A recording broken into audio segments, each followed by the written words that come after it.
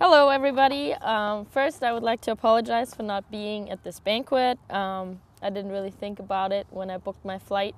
But instead of being here personally, I will just leave you guys a message or my little after-season speech over the video message. So get excited for it. First, I'm going to talk about a little bit about my own experience, and then I'm going to talk about each player and kind of how they did in the season and what I thought of them. This coaching job was my first job in terms of coaching, and I really enjoyed it. In the beginning, I was a little bit nervous since I'm not that much older than a lot of these girls, and I still remember when I played in high school. And I didn't really know what to expect. But I think it helped that Mike and I established like a questionnaire and gave that out, and I kind of figured out what everybody expected, and a lot of the girls wanted not only win, but also learn and really improve their skills from the year before. I also caught myself a couple of times just wanting to jump in there myself because I'm still a soccer player, I consider myself a player more than a coach probably still. But I think, over the time it got better and I really adjusted to that. So yeah, I'm very pleased with this experience. I learned a lot, and it was really nice to get to know every single girl on an individual basis, and then just the team. There was such good team spirit. And I think that really helped us to be successful. Also, I got the respect from the girls, and I think that you can really only coach, or you think you're only able to influence somebody if you get the respect from somebody. So thank you very much for that.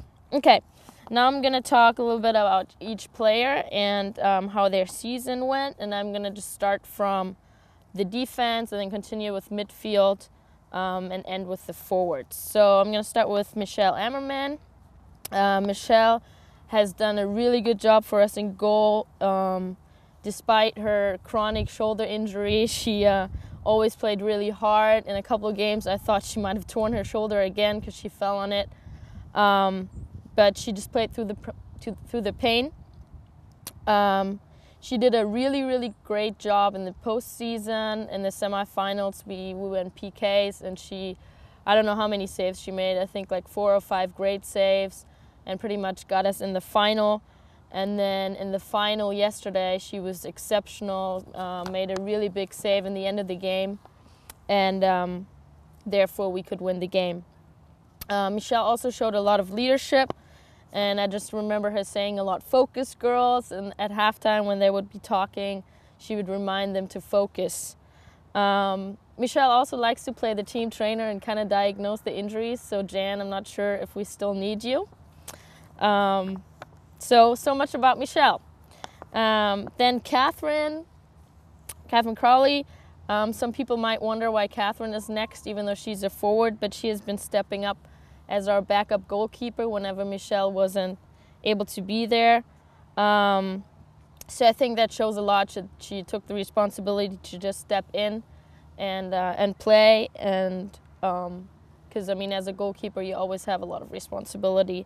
But she did really well. Apparently she has her good hands from her basketball skills. She had some really nice punts. And she did a really good job as a goalkeeper, but also as a forward. She scored a couple of goals and worked really hard in the attack, always pressured the back line.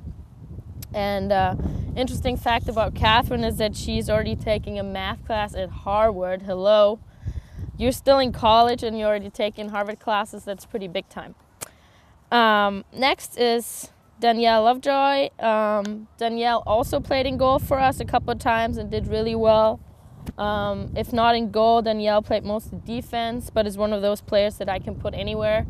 And she did well wherever I put her. She's very strong and is really hard to get by. She's also known for her loud random screams in practice, where she just kind of screams around. And her very nice outfits after practice, especially when boys varsity plays, of course. Then we have Adrian Ogle. Adrian played center back all season. Is probably the only player who played every game, all 90 minutes. She's a tremendous defender. All balls in the air are hers, either by header or volleys. She plays very composed and makes sure nobody beats her one-on-one. Adrian got recognized as an all-star and all-league player. And she's one of those people that everybody looks up to, even though she's a quiet leader.